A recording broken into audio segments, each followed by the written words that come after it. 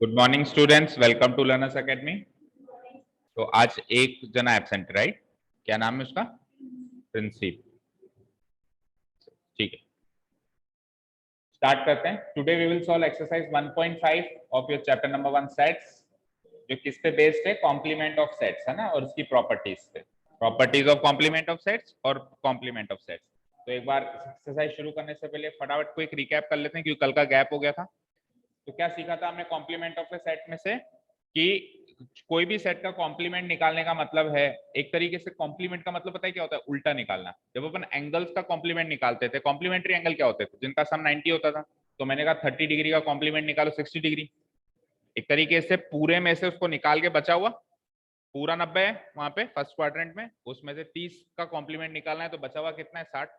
वो का वही कॉन्सेप्ट यहाँ अप्लाई करो। पूरे में से जिसका भी कॉम्प्लीमेंट निकालना है उसको, उसके अलावा क्या बच गया वही उसका कॉम्प्लीमेंट है। अब पूरा क्या है? पूरा हमेशा यूनिवर्सल सेट होता है। पूरा क्या होता है? यूनिवर्सल, जो हमेशा हर एक क्वेश्चन में बदलता है, हर एक रेफरेंस में बदलता है। ठीक है ना? बदल के जो भी आपने डिसाइड किया आपको देगा, बताएगा वो कौन सा यूनिवर्सल सेट है। उसमें से उसके अलावा जो एलिमेंट्स बच गए वो उसका क्या हो जाएगा? कॉम्प्लीमेंट हो जाएगा। बेसिकली मैं यू कह सकता हूँ, कॉम्प्लीमेंट को डिनोट कैसे कराते हैं? डैश से। A dash is equals to U minus A. Simplest जो इसका डेफिनेशन है वो ये है। यूनिवर्सल सेट में से सेट ए को माइनस कर दो, और फिर कुछ प्रॉपर्टीज थी वो हमने सीखी। स्टार्ट करते हैं। Let u is equals to this. u के अंदर ये एलिमेंट्स है 1 to 9 नेचुरल नंबर्स हैं। a के अंदर ये हैं, b के अंदर ये हैं, c के अंदर ये हैं। आप एक एक करके आंसर देते जाओ। a डैश बोलो। a डैश तो a u में क्या है? 1 2 3 4 5 6 7 8 9। a डैश में क्या है? a में क्या है? 1 2 3 4। तो 1 2 3 4 के अलावा क्या बचे? 5 6 7 8 9। कोई डाउट? ठीक है। b डैश, b डैश बोलो। 2 4 6 8 है। 2 गया, 4 गया, 6 गया, 8। ऐसे एग्जाम में काटना मत, कि आपको समझाने के लिए आपको ये कैलकुलेशन ये सारी माइंड में करनी है ना। ठीक है? तो 2 4 6 8 गया, तो एक तरीके से इवन चले गए। इवन चले गए तो क्या बचे? ऑड बच गए। 1 3 5 7। ठीक है। थर्ड देखिए, ए यूनियन सी का होल डैश। ठीक है, ए यूनियन सी का होल डैश जो होगा, पहले ए यूनियन सी करना पड़ेगा।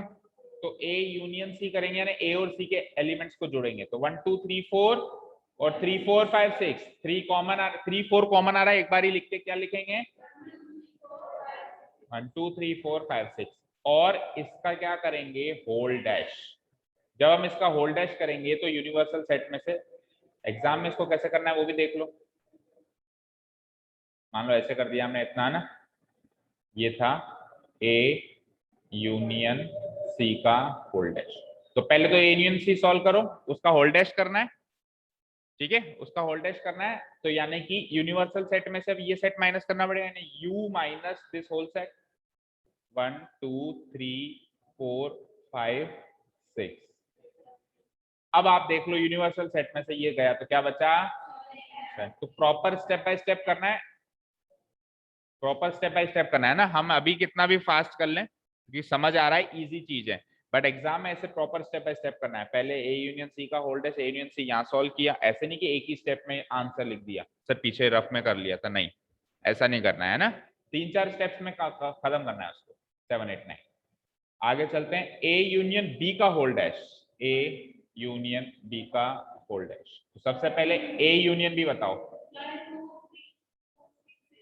1 2 3 4 तो आएगा ही, और फिर 2 और 4 कॉमन उधर आ गया, तो 6 और 8 बचा। ठीक है, इसका होल डैश, यानी कि u minus this complete set. 1 2 3 4 6 8। क्या बचा? 5 7 9। ठीक है, एक जना पीछे आंसर शीट खोल के बैठो आंसर की, और हैंड टू हैंड मैच करते जाओ। कोई भी एक जना नहीं, जिसके पास भी है। और कहीं पर भी मिस्टेक दिखे, मिस्टेक का मतलब है मिसमैच दिखे, कुछ अलग फॉर्म में भी गिवन हो, तो अपन उस पर भी डिस्कस करेंगे। कई बार क्या होता है, आंसर सेम है, उधर कुछ अलग फॉर्म में है, तो उसको भी डिस्कस करेंगे हम, वो फॉर्म कैसे बन सकती है। ठीक है जी, चले नेक्स्ट। ए डैश का डैश बताया था, ये भी कॉम्प्लीमेंट, डबल कॉम्प्लीमेंटेशन कहते हैं इसको। देखो नाम याद रखोगे ना तो एग्जाम में चीज याद रहेगी। डैश का डैश क्या बोलते हैं इसको? Double complementation. डबल कॉम्प्लीमेंटेशन का मतलब डैश से डैश कट गया एक तरीके से, ए बच गया और ए की वैल्यू क्या है 1 2 4 5 का है पर ही 4 ही तो है 1 2 3 4 4 ही है 5 नहीं है ना 5 बोले हम ठीक है बी माइनस सी का होल डैश तो पहले बी माइनस सी करो बी माइनस सी बी ये है सी है तो देखो सी के कॉमन एलिमेंट्स कौन कौन से बी और सी के बोलो देखो इसको स्टेप बाय स्टेप कैसे करेंगे हम एग्जाम में मान लो बी माइनस सी का होल डैश इसको हम कैसे करेंगे पहले बी माइनस सी को सॉल्व करेंगे तो बी माइनस सी को स्टेप बाय स्टेप सॉल्व करें तो बी माइनस सी का मतलब होता है बी के सारे एलिमेंट्स लेने और बी और सी के कॉमन एलिमेंट्स को नहीं लेने यही है इसका मतलब बी माइनस सी का मतलब क्या है बी के तो सारे एलिमेंट्स लेने हैं लेकिन क्या हटाना है उसमें से बी और सी के और इस पूरे का होल डैश अलग है मतलब ये सॉल्व करके इसका होल डैश करना है ठीक है बी क्या है बोलो 2 4 6 है 2 4 6 8 माइनस बी और सी में कॉमन क्या है 4 और फिर इस पूरे का होल डैश तो करना ही है अब पहले अंदर सॉल्व करो तो 2 4 6 8 माइनस 4 6 4 6 काट दो यहाँ पे 4 गया 6 गया क्या बचा 2 8 और 2 8 का होल डैश है ऊपर ये मत भूल जाना और 2 8 का होल डैश का मतलब है u में से 2 8 को माइनस करना है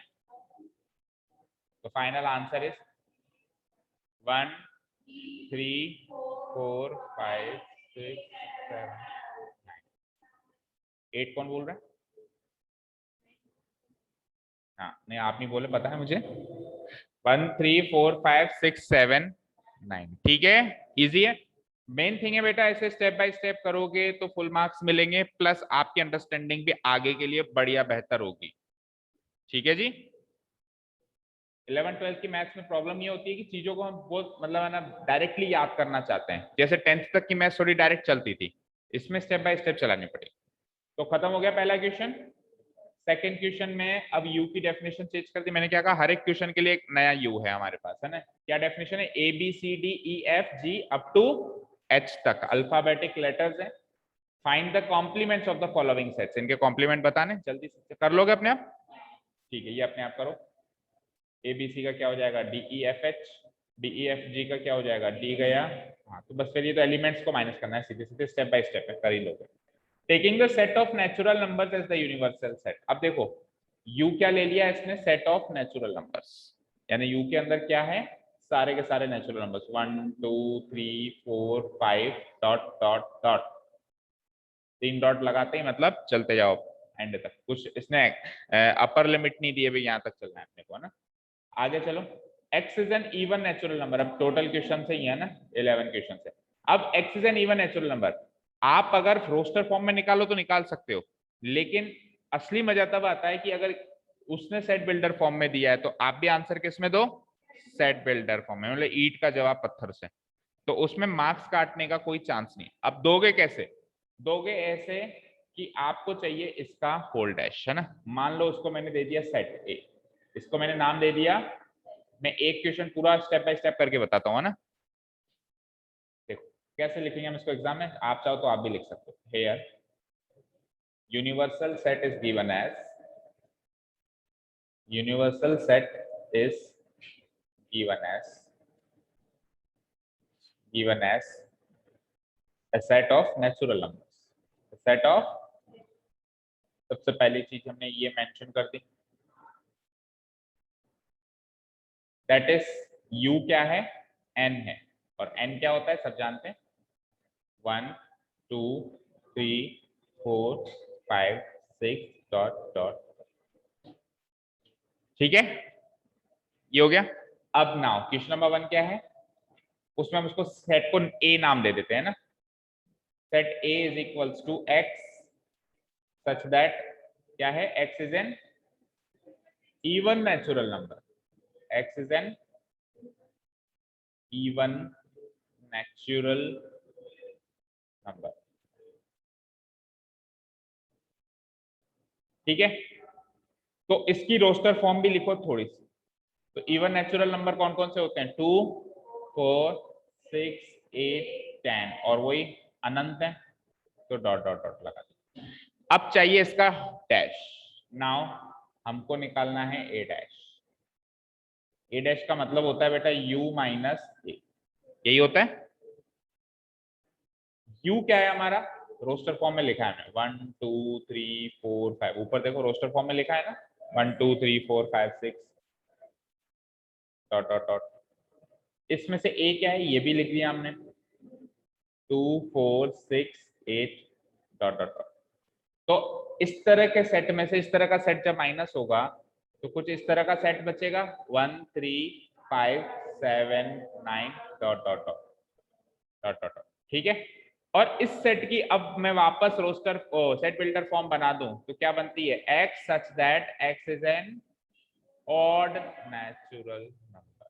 तो आंसर तो पढ़ते ही था हमारे पास, पढ़ते ही हमारे पास आंसर मौजूद था। प्रेजेंटेशन भी एक आर्ट है, प्रेजेंट भी करना है हमको, समझ रहे हो बात को बेटा। मार्क्स अपना अगर सब्जेक्टिव पेपर होता है हम तो ये मान के चले होगा, नहीं होता है तो वो बोनस है।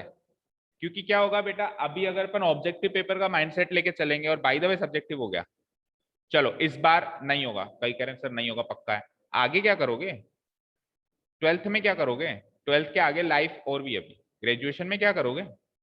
तो हम कम से कम जब तक ग्रेजुएशन खत्म नहीं होता है ना तब तक हमको क्या करना चाहिए, सब्जेक्टिव पेपर देने की आदत डालनी चाहिए, ऑब्जेक्टिव पे ज्यादा फोकस। हाँ, ग्रेजुएशन के बाद फिर आप गवर्नमेंट एग्जाम्स वगैरह फाइट करो या जो भी करो, जो भी आप वो एंट्रेंस एग्जाम, तो फिर आप माइंडसेट ऑब्जेक्टिव की तरह लगाओ, तब आएंगे ऑब्जेक्टिव क्वेश्चंस।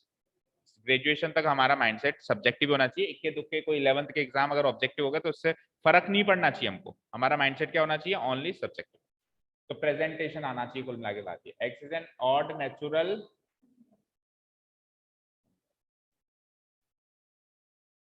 ठीक है। क्वेश्चन था हमारे पास एक तरीके से सेट बिल्डर फॉर्म में, हमने कन्वर्ट किया रोस्टर फॉर्म में, हमने सॉल्व किया रोस्टर फॉर्म में, क्योंकि रोस्टर फॉर्म में सॉल्व करना हमको आसान लगता है ना। हमने सॉल्व किसमें किया उसको, रोस्टर फॉर्म में। आंसर जो फाइनल रोस्टर फॉर्म में आया अगेन उसको चेंज कर दिया सेट बिल्डर। वाई, क्योंकि क्वेश्चन भी सेट बिल्डर फॉर्म है, जैसा क्वेश्चन वैसा जवाब। ठीक है जी, अब समझ गए। बाकी क्वेश्चन आपको ऐसे ही करने, ठीक है। और जो मैं कहता हूं ना, जैसे ये वाला क्वेश्चन करना है तो उसको सेम डे कर दिया करो, ऐसा नहीं कि सर चेक नहीं करते, मैं कभी भी चेक कर लूंगा फिर, और अगर नहीं मिला तो फिर डबल ट्रिपल पनिशमेंट मिलता है ना, वही काम 2-3 बार करना है। चलो अब फटाफट आंसर दिए जाओ फटाफट। तो टोटल नेचुरल नंबर में से इवन हटाए थे तो ऑड बचे थे, तो मुझे बताओ ऑड हटाएंगे तो क्या बचेंगे, इवन बचेंगे। इसका उल्टा क्वेश्चन है। X is A positive multiple of 3। Positive multiple of 3 का मतलब क्या है पहले तो ये बताओ, इसकी रोस्टर फॉर्म क्या बनेगी,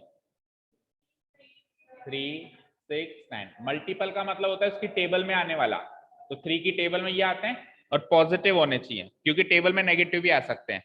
3 -1 जा -3, 3 -2 जा -6, 3 -3 जा -9। वो तो यूनिवर्सल सेट की डेफिनेशन दी है ना, इस सेट की डेफिनेशन में थोड़ा ना कहीं नेचुरल नंबर है, इस सेट की डेफिनेशन में थोड़ा नेचुरल नंबर है। तो इस सेट में पॉजिटिव दिया हुआ है इसलिए मैं लिख रहा हूँ, पॉजिटिव ना देना तो फिर मैं इसको 3 6 9 12 नहीं लिख सकता, फिर नेगेटिव से आओ पॉजिटिव में पहुंचो। समझ में आ रही है बात, किसी एक सेट की तो पूरी परिभाषा दोगे ना, समझ में आ गई ना, क्लियर है। अब उसको फिर उस नेचुरल नंबर के रेफरेंस में फिर चेक करना है। ठीक है जी, चलते हैं। तो x is a positive natural multiple of 3, ये इसको माइनस करना है उसमें से, तो उसमें से माइनस करेंगे। उधर क्या है हमारे पास, उधर 1 2 3 4 5 6 7 8 10 इस तरह के नंबर्स हैं। कैसे नंबर्स हैं उधर, 1 2 3 4 5 6 7। तो इसमें से कौन कौन से नंबर गए बताओ, ये डॉट डॉट डॉट लगा देता हूँ। 3 गया, 6 गया, 9 गया, तो बचे कैसे नंबर, 1 गया, 2 गया, 3 नहीं बचेगा, 4 गया, 5 गया, 7 नहीं बचेगा।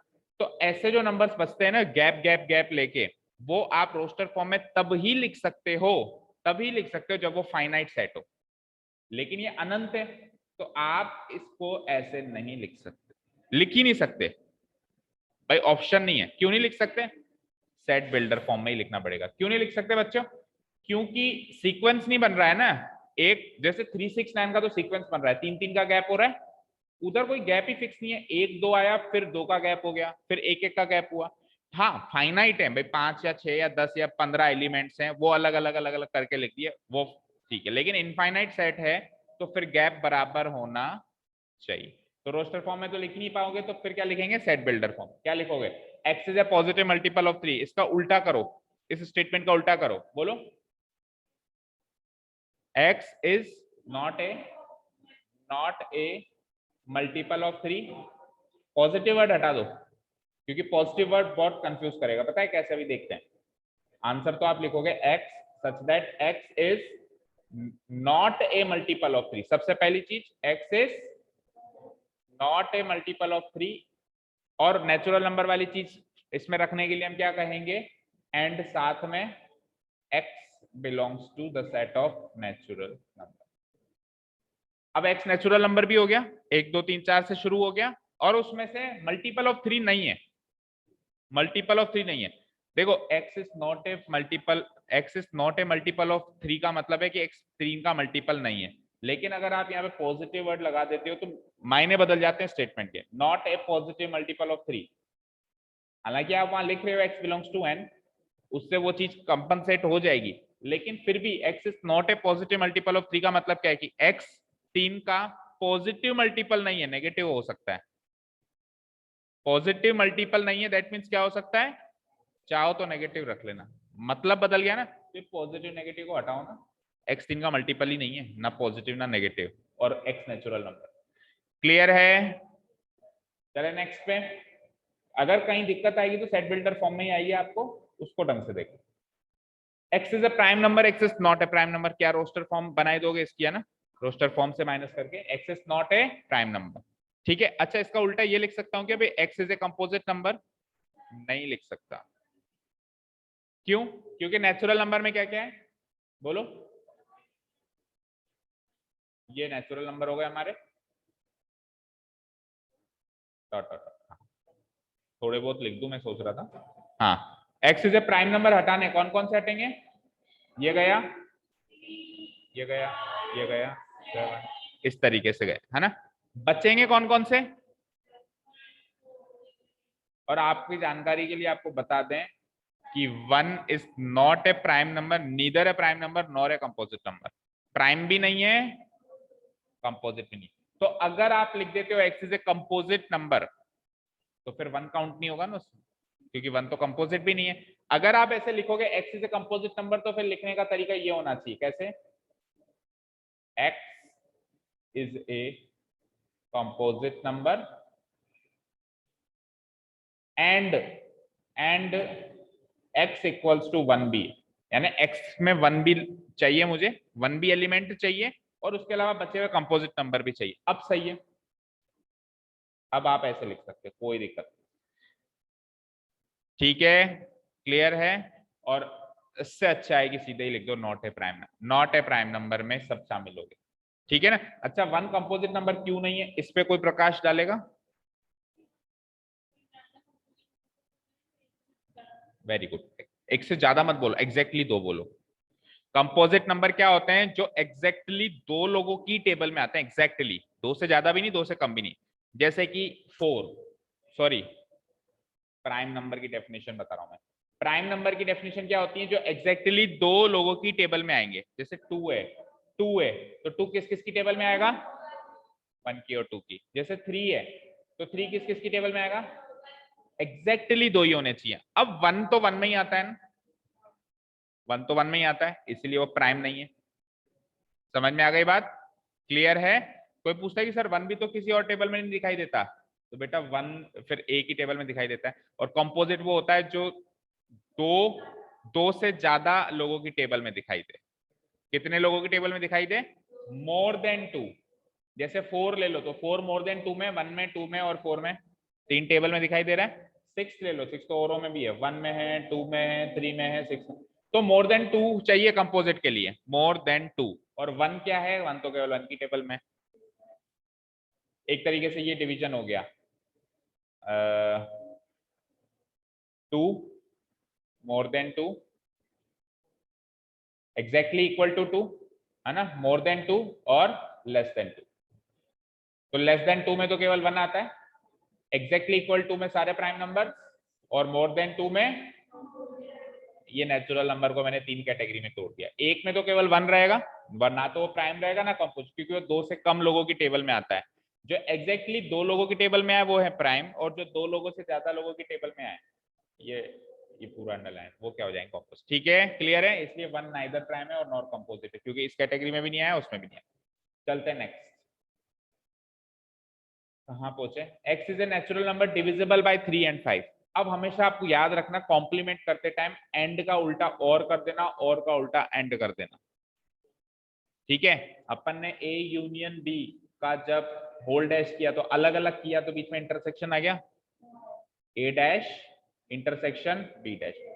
सिंपल सी भाषा में यूनियन का मतलब और होता है और इंटरसेक्शन का मतलब एंड होता है, तो और has been converted into and. तो स्टेटमेंट में भी सेट बिल्डर फॉर्म में भी हम एंड को और में चेंज करेंगे। तो x जो है नेचुरल नंबर है डिविजिबल बाय 3 and 5, 3 और 5 से डिविजिबल है। तो 3 और 5 से डिविजिबल नंबर कौन कौन से हैं बताना जरा। 3 और 5 से, 3 और 5 से का मतलब दोनों से, तो स्टार्टिंग करो 15 से। 3 और 5 से डिविजिबल नंबर वो होंगे जो 15 से डिविजिबल होंगे। 15, 30, 45, 60 and so on and so on. ये सारे हाँ मल्टीपल ऑफ 15 होंगे। देखो मल्टीपल ऑफ, अगर मैंने कहा ना मल्टीपल ऑफ 3 and 5, इसका मतलब है मल्टीपल ऑफ 15। इसका मतलब क्या है, मल्टीपल ऑफ 15। इन दोनों का एलसीएम लेना पड़ेगा, इन दोनों का क्या लेना पड़ेगा, एलसीएम लेना पड़ेगा। भाई 3 से भी कटता हो और 5 से भी कटता हो तो 15 से काट दो, दोनों से ही कटेगा और उसके मल्टीपल लिए जाओ फिर आगे। ठीक है, अब 15, 30, 45, 60 तो चले गए, बचे कौन से, 1 से लेके 14 बचे, फिर 16 से लेके 29 बचे, ये बच गया बीच के नंबर। अब उसको सेट बिल्डर फॉर्म में लिखेंगे, रोस्टर फॉर्म में तो इम्पॉसिबल है लिखना। तो सेट बिल्डर फॉर्म में कैसे लिखेंगे, x such that x not a gap equal नहीं आएगा ना, पहले तो 1 से लेके 14 तक तो एक एक का गैप है, 1 2 3 4 5 6 7 8 14 तक, और 14 से 16 जंप 2 का गैप हो गया। तो डॉट डॉट डॉट अगर अपन लिखते हैं तो गैप बराबर होना चाहिए, तो इसलिए रोस्टर फॉर्म में नहीं लिख पाएंगे क्योंकि डॉट डॉट डॉट तो लिखना पड़ेगा, इनफाइनाइट सेट है। तो इसलिए किस में लिखेंगे अपन, set builder form. x is not a multiple of 3, and की जगह क्या लिख दूंगा 5। ठीक है, या फिर ये पूरी चीज हटा दो 15।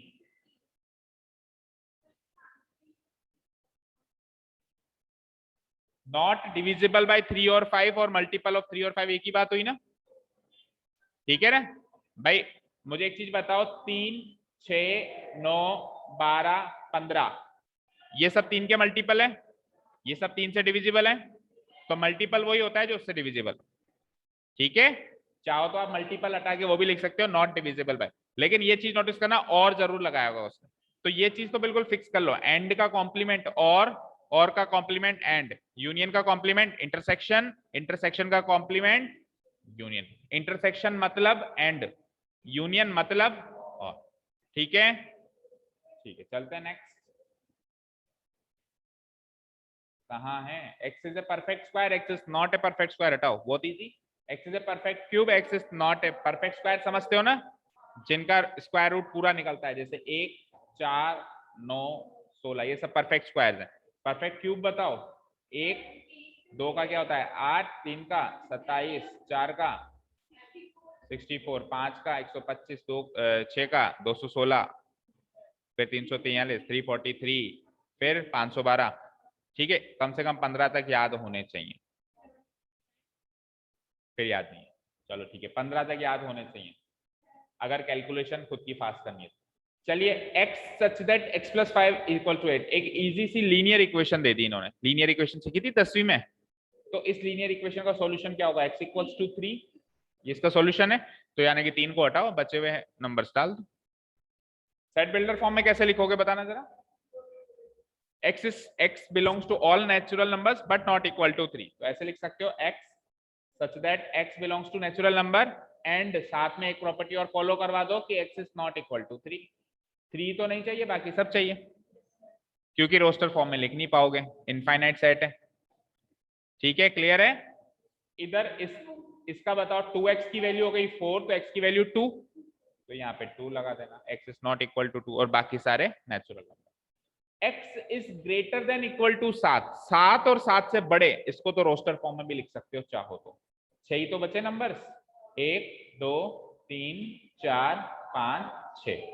7 और 7 से बड़े नंबर तो हटाने हैं, इस सेट में क्या है 7 और 7 से बड़े नंबर हैं, तो उनको हटाओगे तो एक 7 से छोटे नंबर मिलेंगे।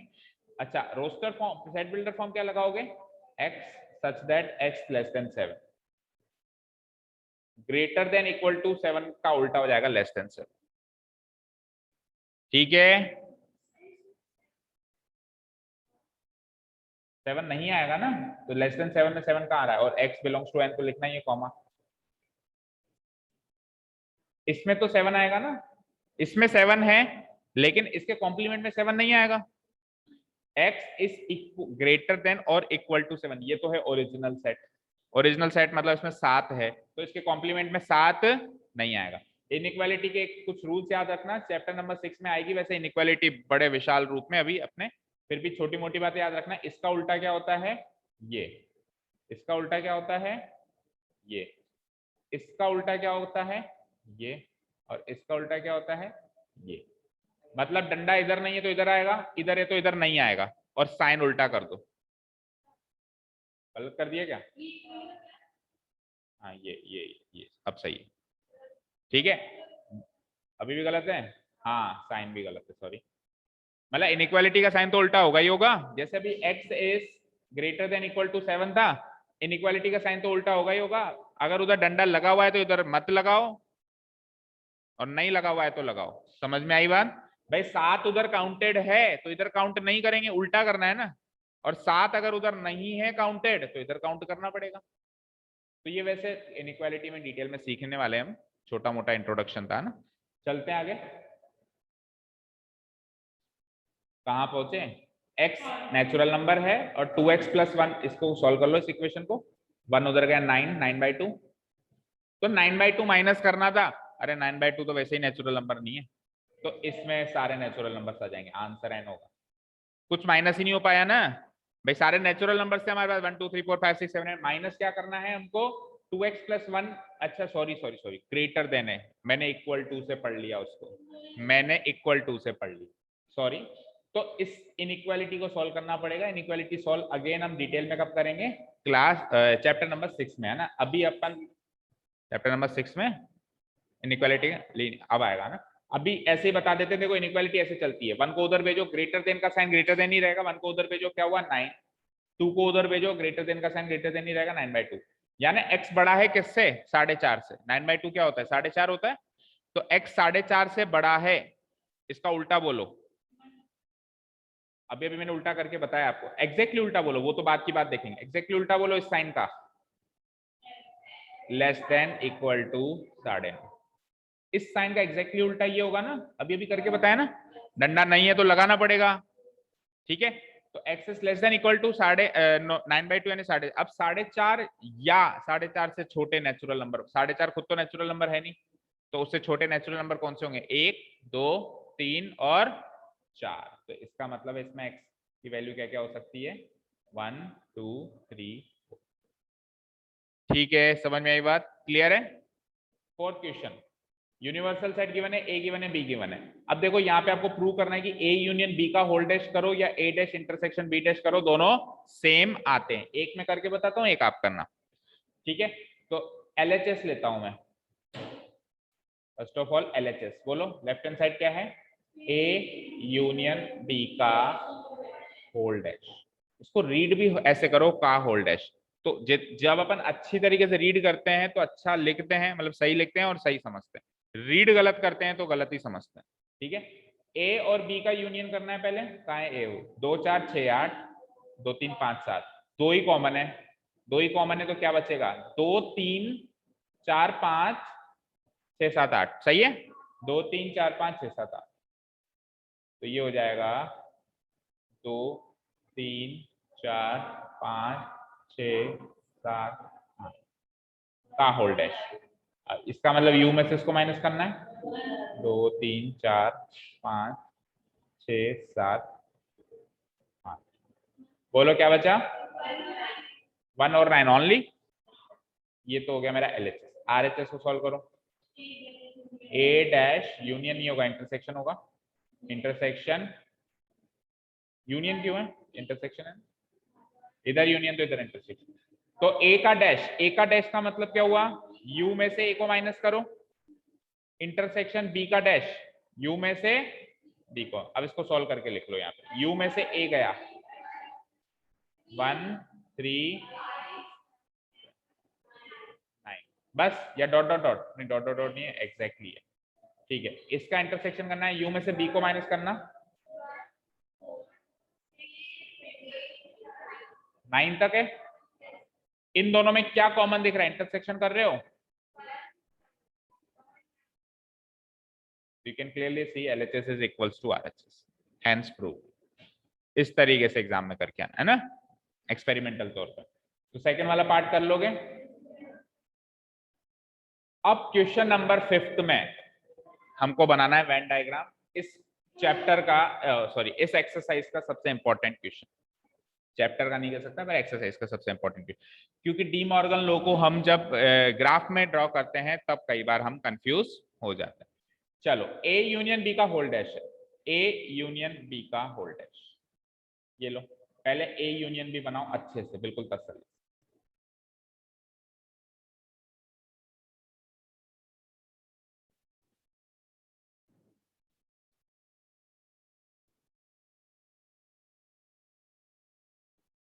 कुछ ये होगा A यूनियन B, मतलब इस एरिया में जो भी, इस सर्कल्स में जितना भी पोर्शन है, यानी ये पूरा एरिया, ये पूरा एरिया, ये A यूनियन B होगा। बोलो, ये पूरा एरिया A यूनियन B होगा। इसका होल डैश करना है, यानी इस एरिया के अलावा बचा हुआ एरिया देखना है, कौन सा बचेगा बताओ। ये बाहर वाला सारा एरिया बचेगा, इन सर्किल के अलावा बचेगा नहीं बचेगा। तो मैं क्या कह दूंगा, मैं कैसे इसको शो करूंगा, आप एक काम कर सकते हो, इसको तो कर दो शेड, इसको तो कर दो नहीं, पर जो एरिया हमको दिखाना है उसको शेड करते हैं हमेशा, याद रखना। तो इसको मत करो शेड, और बाहर वाले को शेड कर दो। शेड करने का काम आप घर पे कर लेना, ठीक है। तो मैं लिख सकता हूं, ये जो बचा हुआ पार्ट है ये है A यूनियन B का, ठीक है, ये है U, ये है A। कोई डाउट, बाहर वाले एरिया को शेड करते हैं, समझ में आया गजेंद्र भाई। A यूनियन B क्या है, ये वाला पोर्शन A यूनियन B है, ये वाला, इसमें इंटरसेक्शन वाला पार्ट भी आ गया, ये भी आ गया, ये सारा A यूनियन B है। दोनों सेट्स को ऐड कर दिया। अब इसके अलावा इसका होल डैश करना है, डैश करना मतलब इसके अलावा बचा हुआ पार्ट देखना है यूनिवर्सल सेट का, तो ये वाला पोर्शन हो जाएगा। तो आप क्या करोगे, बाहरी वाले पोर्शन को शेड कर दोगे, मार्क कर दोगे A यूनियन B का होल डैश, ठीक है। दूसरी चीज, A यूनियन B का होल डैश जो होगा वो इसके इक्वल होगा, वो मुझे पता है ना, पता है। तो इसका जो ग्राफ बनेगा वो सेम बनेगा, तो या तो डायरेक्ट बना दो। जैसे आप एक चीज समझो, जब होल डैश कहेगा, जब होल डैश कहेगा तब ग्राफ बनाना आसान है, जब अलग अलग करेगा तब ग्राफ बनाना मुश्किल है, समझ रहे हो। अब सेम बन रहा है लेकिन उसको उधर से सोचना, भाई A डैश बनाऊं मैं, फिर B डैश बनाऊं, फिर उसका इंटरसेक्शन सोचना, इस तरीके से सोचना थोड़ा मुश्किल है। उसको आप इस फॉर्म में कन्वर्ट करके फिर ग्राफ बनाओगे तो आसानी से बन जाएगा ना, भाई ये चीज इसके इक्वल है और इसका ग्राफ बनाना मुझे आसानी से आता है। सिमिलरली इसका अलग अलग ग्राफ बनाना थोड़ा मुश्किल लग रहा है हमको, लेकिन अगर मैं इसको इसमें कन्वर्ट करके इसका ग्राफ बनाऊं तो आसानी से बना लूंगा। जैसे अभी बनाता हूं, पहले तीसरे का बनाता हूं। A इंटरसेक्शन B का होल डैश चाहिए, बताओ भाई A इंटरसेक्शन B क्या होता है, पहले तो ये बताओ। A इंटरसेक्शन B ये बीच का होता है, इसका होल डैश करने का मतलब क्या है बेटा, इसके अलावा बची हुई चीज का, यानी कि सारा एरिया शेड होगा, बस ये इंटरसेक्शन वाला एरिया रह जाएगा और वो हो जाएगा मेरा A इंटरसेक्शन B का। यहां तक क्लियर है कि पूरे का डैश लगाना आसान है, अलग अलग करना मुश्किल है। तो एग्जाम में अगर आपको इन दोनों में से कोई क्वेश्चन आ जाता है, किसमें से, सेकंड एंड फोर्थ में से क्वेश्चन आ जाता है, तो आप सेकंड को फर्स्ट में कन्वर्ट करो फिर डायग्राम बनाओ, और फोर्थ को थर्ड में कन्वर्ट करो फिर डायग्राम बनाओ, आपको मार्क्स फुल मिलेंगे। बट नॉलेज वाइज एक बार करके तो देखें इसका भी, अभी तो करके देखें, एग्जाम में तो सेव करने के लिए इसको इस अप्रोच से ना देखकर उस अप्रोच से देख लेना, और इसको इस अप्रोच से ना देखकर उस अप्रोच में, क्योंकि हमारा टाइम सेव होगा। लेकिन एक बार अब जब क्लास में बैठे हैं, क्लास में तो हमको सारी चीजें सीखनी है ना, केवल मार्क्स स्कोर करना ही हमारा ऑब्जेक्टिव नहीं है, सारा सब सीखना हमारा ऑब्जेक्टिव है। तो एक बार इसको इस अप्रोच से देखना, ध्यान से देखना। क्या करना है, ए डैश और बी डैश का क्या करना है, यानी उस डायग्राम में पहले ए डैश वाला पोर्शन आइडेंटिफाई करो, फिर बी डैश वाला पोर्शन आइडेंटिफाई करो, और देखो उस आइडेंटिफाइड दोनों पोर्शन का इंटरसेक्शन करना है, यानी उन दोनों में कौन सा पार्ट कॉमन है वो देखना है। चलो देखते हैं, नीचे बना देता हूं मैं फिर से एक बार सेकंड पार्ट का। पीछे कौन है कृतिका? अच्छा टाइम हो रहा है।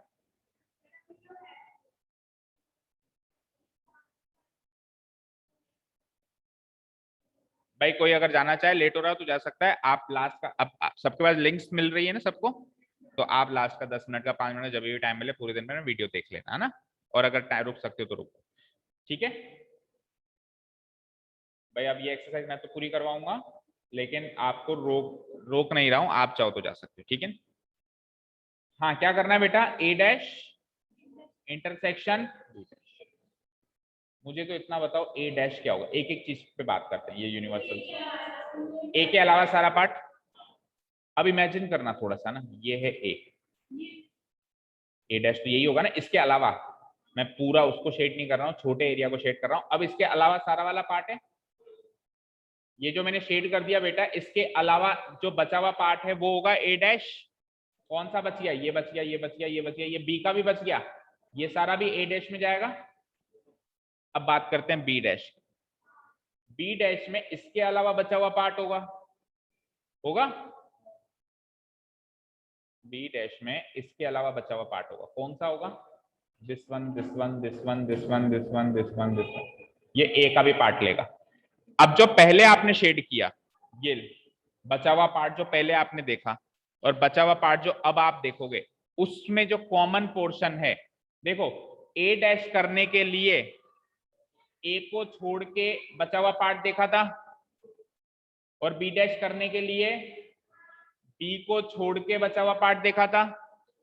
तो इन दोनों में कॉमन एरिया निकालने के लिए ए और बी के अलावा बचा हुआ पार्ट इनका कॉमन एरिया होगा। भाई ये खाली वाला पार्ट जो है बाहर, खाली वाला पार्ट इसके डैश में भी काउंट हुआ, ये खाली वाला पार्ट इसके डैश में भी काउंट हुआ, तो इन दोनों का इंटरसेक्शन यही होगा, कौन सा वाला पार्ट, यानी कि यही ए यूनियन बी के अलावा बचा हुआ। प्रूव हो गया। लेकिन फिर से कह रहा हूं कि इस तरीके से करने में थोड़ा सा माइंड ज्यादा लगता है, टाइम भी लगता है, तो इसीलिए हम क्या करें, अगर एग्जाम में आए तो हम सीधे लिख देंगे by De Morgan's law we can say that ये इसके बराबर है, और अपन होल डैश का कॉम्प्लीमेंट करना ज्यादा आसान समझते हैं, अपन इसका कॉम्प्लीमेंट कर देंगे, आंसर तो सेम ही आएगा, फिगर वही आएगा। समझ में आई बात, क्लियर है। अब फोर्थ वाला देखो, इसी के अंदर ही फोर्थ में क्या करवा रहा है, वो यूनियन करवा रहा है, यूनियन। देखो कैसे, ए डैश अभी अभी मैंने बताया, ए डैश क्या है, क्या है ए डैश, ए को छोड़ के, इस ए को छोड़ दो और बाकी सारा पार्ट ले लो, ये को छोड़ दिया मैंने, यानी बाकी सारा कौन सा पार्ट है, व्हाइट कलर का जो पार्ट है ना, इसको लेना है मुझे और इसको छोड़ना है, ठीक है। बी डैश का मतलब बोलना, बी को छोड़ के बाकी पार्ट, यानी ये जो रेड वाला पार्ट है इसको तो छोड़ना है, इसको क्या करना है, छोड़ना है, और बाकी पार्ट ले लेना है।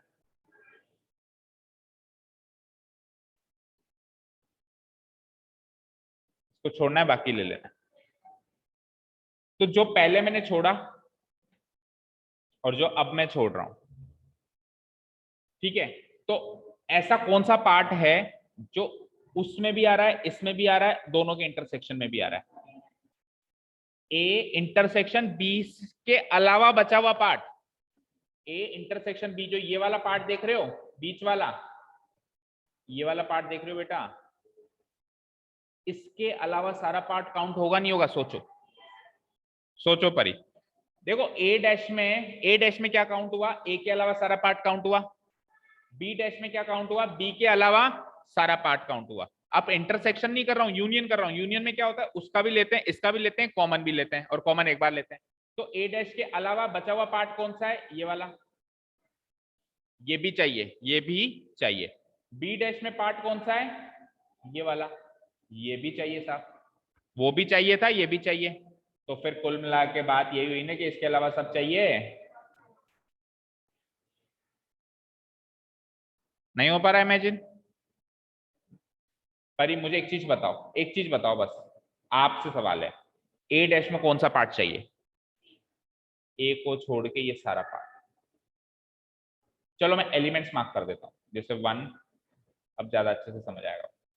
1 2 3 4 5 6 7, ठीक है, क्लियर है? मुझे बताओ ए डैश में कौन कौन सा पार्ट है, कौन कौन से एलिमेंट आएंगे ए डैश में? 3 और 4 के अलावा बाकी सब आएंगे, बाकी सब आ गए, 1 2 5 6 7 सब आ गए। यानी कि इसमें 3 और 4 के अलावा, ऐसे मार्क करने के लिए बता देता हूँ, बाकी सब आएंगे। बी डैश में कौन सा पार्ट आएगा, 4 और 5 के अलावा बाकी, क्योंकि बी में 4 और 5 है। अब इधर कौन कौन से आए, 3 और 4 के अलावा बाकी सब आए, यानी इधर क्या आया, 1 आया, 2 आया, 5 आया, 6 आया और 7 आया। उधर कौन सा आया, डी के अलावा बाकी कौन कौन आया, 1 2 3 5, 5 नहीं, 6 7। आप क्या कर रहे हो बेटा, यूनियन। आप क्या कर रहे हो, इसका भी चाहिए, इसका भी चाहिए, कॉमन भी चाहिए। तो 1 भी चाहिए, 2 भी चाहिए, 3 भी चाहिए, उसका उसमें 3 है, 5 भी चाहिए, और 6 कॉमन है। नहीं, कॉमन क्या है दोनों में, 6 है, 6 कॉमन है। तो 4 के अलावा सब तो ले लिए। तो एक तरीके से इस वाले पोर्शन के अलावा सब है ना, तो उसको कह सकता हूं ना भाई, ए इंटरसेक्शन बी का होल डैश है, ये इंटरसेक्शन बी था, इसका होल डैश बचा हुआ पार्ट। तो ऐसे एलिमेंट्स रखने से ज्यादा अंडरस्टैंडिंग क्लियर हुई, समझ में आई? फिर भी मैं लास्ट टाइम जाते जाते फिर से कह रहा हूं कि ये क्वेश्चन आए तो इसको ऐसे ही सॉल्व करना, ऐसे ही सॉल्व करना, चेंज कर लेना। By De Morgan's law we can say that this is equals to this, और फिर उसका बना लेना, उसका बनाना आसान है। ठीक है जी, क्लियर है सबको? तो क्वेश्चन नंबर 5 का फर्स्ट एंड सेकंड का ग्राफ सेम बनेगा, एग्जैक्टली सेम, और थर्ड और फोर्थ का ग्राफ सेम लगेगा, सेम बनेगा। तो हम फर्स्ट और थर्ड का बनाना अगर सीख जाएं अच्छे से, तो फिर सेकंड इसके बराबर है और फोर्थ इसके बराबर है। डी मॉर्गन लॉ से हमको कन्वर्ट करना आना चाहिए बस। कन्वर्ट करना भी आसान है, क्या करते हैं, यूनियन का क्या हो जाता है, इंटरसेक्शन, डैश दोनों में डिवाइड हो जाता है, इंटरसेक्शन का क्या हो जाता है, यूनियन, और डैश वापस दोनों में डिवाइड हो जाता है। 6th क्वेश्चन देखो, let U be the set of all triangles in a plane. भाई जिनके पापा खड़े जाओ, लास्ट का 5 मिनट का वीडियो देख लेना बस। कितने क्वेश्चन बच गए? अच्छा लास्ट ही है क्या? अच्छा 2 ही क्वेश्चन, हाँ तो 2 मिनट भी नहीं लगेंगे, पर आप जाओ ना, लास्ट का 10 मिनट का 5 मिनट का वीडियो देख लेना। Let U be the set of all triangles in a plane. एक खाली प्लेन में सारे ट्राइंगल्स हैं, दुनिया के सारे ट्राइंगल्स हैं, इक्विलेटरल भी हैं, आइसोसेलेस भी हैं, स्केलिन भी है, राइट एंगल भी है, सारे हैं। ए एक ऐसा सेट है जिसके अंदर सारे ट्राइंगल्स हैं, जिसके अंदर कम से कम एक एंगल 60 डिग्री से अलग है। चीज समझे क्या आकाश ने? ए सेट में कौन से ट्राइंगल हैं, जिसके अंदर वो सारे ट्राइंगल्स हैं जिसके अंदर कम से कम एक एंगल 60 डिग्री से अलग है। तो एक एंगल 60 डिग्री से अलग है, वो भी इसमें होगा। 2 एंगल 60 डिग्री से अलग होंगे, वो भी इसमें होगा। 3 एंगल 60 डिग्री से कम होंगे तो भी इसमें होगा। एटलीस्ट का मतलब समझते हो? मुझे बताओ, मुझे बताओ, एटलीस्ट 1 का मतलब क्या है? 1 भी आ गया इसमें, 2 भी आ गया, 3 भी आ गया। अब 3 से ज्यादा एंगल तो होते ही नहीं है, ठीक है। मैंने कहा कम से कम मुझे एक एंगल 60 डिग्री चाहिए। मैंने कहा ट्राइंगल में मुझे एक एंगल कम से कम 60 डिग्री चाहिए। तो एक अगर आप देते हो तो भी मैं मान लूंगा, आप अगर मुझे 2 देते हो तो भी मैं मान लूंगा। मैंने कहा था कम से कम चाहिए, ज्यादा तो कितने भी, तो आप तीनों ही दे देते हो तो भी मैं मान लूंगा। ये कह रहा है नहीं चाहिए, कम से कम एक एंगल 60 डिग्री से डिफरेंट होना चाहिए। तो एक एंगल 60 डिग्री से डिफरेंट है वो केस भी काउंट होगा, 2 एंगल 60 डिग्री से डिफरेंट है वो केस भी काउंट होगा, और तीनों एंगल 60 डिग्री से कम है, अलग हैं, 60 डिग्री नहीं है, वो केस भी काउंट होगा। तो बचेगा केवल एक केस जिसमें तीनों एंगल 60 डिग्री के हैं, इक्विलेटरल ट्रायंगल का सेट बचेगा। आया समझ में परी? फिर से देखो, फिर से देखो, आपको कहा एटलीस्ट एक कौन सा सेट है, सारे एक्स हैं, such that x is A triangle, x is A triangle in which at least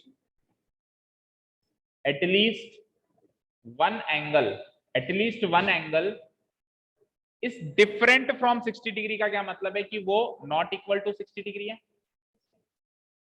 कम से कम एक एंगल 60 डिग्री नहीं है। तो मुझे बताओ केस वन, इसमें कौन कौन सा केस काउंट हुआ? इसमें ये केस काउंट हुआ कि one angle is not equal to 60 degree. Case two कौन सा काउंट हुआ? Two angles are not equal to, two angles are not equal to 60 degree, ये केस भी इसमें काउंट हो गया। और तीसरा केस कौन सा काउंट हुआ? Three angles are not equal to 60 degree. यानी कि देखो तीन एंगल कौन कौन से होते हैं, angle A, angle B, angle C. तो इसमें एंगल ए 60 डिग्री नहीं है, एंगल ए 60 डिग्री नहीं है, एंगल बी और एंगल सी का कुछ पता ही नहीं है। इसमें दो एंगल 60 डिग्री नहीं है, यानी एंगल ए 60 डिग्री नहीं है, नॉट इक्वल है, और एंगल बी भी इसमें 60 डिग्री नहीं है, और इसमें एंगल सी का मुझे पता नहीं है। तीन एंगल 60 डिग्री नहीं है, दैट मीन्स एंगल ए भी 60 डिग्री नहीं है और एंगल बी भी 60 डिग्री नहीं है और एंगल सी भी। ये सारे केस तो उस सेट में हैं, मौजूद हैं ये सारे। तो आप सोच के बताओ बचा क्या? एक ही ट्रायंगल बचता है, इक्विलेटरल ट्रायंगल, जो इसमें कहीं भी नहीं आ रहा, केस वन में भी नहीं आ रहा। केस वन में एक एंगल 60 डिग्री नहीं है तो वो इक्विलेटरल ट्रायंगल नहीं होगा। केस टू में दो एंगल 60 डिग्री नहीं है तो वो भी इक्विलेटरल ट्रायंगल नहीं होगा। केस थ्री में तीनों एंगल 60 डिग्री नहीं है, वो भी इक्विलेटरल ट्रायंगल नहीं होगा। तो ये सब तो उसमें ए में शामिल करने हैं ना। तो ए का कॉम्प्लीमेंट क्या होगा? जिसमें तीनों एंगल 60 डिग्री हो। समझ में आया बच्चों? ठीक है, तो ये ए है तो ए कॉम्प्लीमेंट हो जाएगा मेरा, ए कॉम्प्लीमेंट हो जाएगा all the x such that x is an equilateral triangle, जिसमें सारे एंगल्स क्या हैं? Equilateral triangle. तो सारा शब्दों का खेल है बेटा ना। और उसके बाद क्या क्वेश्चन बचता है? आपको ये बताना है प्रॉपर्टीज के हिसाब से। ए का ए डैश से यूनियन क्या होता है? ए भी ले लिया, बचा हुआ खाली भी ले लिया, तो पूरा ब्रह्मांड ही ले लिया, फिर तो यूनिवर्सल से। ठीक है, ए का ए डैश से इंटरसेक्शन क्या होता है? फाई। मैंने क्या कहा था? किसी भी सेट का उसी के कॉम्प्लीमेंट से कुछ कॉमन नहीं मिलेगा, डिसजॉइंट है दोनों ना। अच्छा, फाई डैश, पहले तो बताओ फाई डैश क्या होगा? यू होगा, इंटरसेक्शन ए। तो यू और ए का इंटरसेक्शन ए होगा ना, यू और ए का इंटरसेक्शन छोटा सेट होगा ए। अच्छा, यू डैश क्या है? फाई, और फाई और ए का इंटरसेक्शन फाई होगा, छोटा सेट फाई है।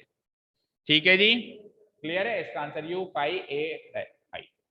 ठीक है, चलो आपका ये कॉम्प्लीमेंट ऑफ सेट यहाँ पे खत्म होता है। कल अब बात करेंगे प्रैक्टिकल प्रॉब्लम्स की जो कि यूनियन और इंटरसेक्शन से रिलेटेड। ठीक है ना, ये एक्सरसाइज कर लेंगे कल, पहले नोट्स लिखवाएंगे फिर एक्सरसाइज। ठीक है, thank you so much for listening to us, have a nice day, keep learning and bye. जो बच्चे जल्दी चले गए लास्ट के 5 मिनट देख लेना, अच्छे से कोई डाउट हो तो पूछ लेना बात।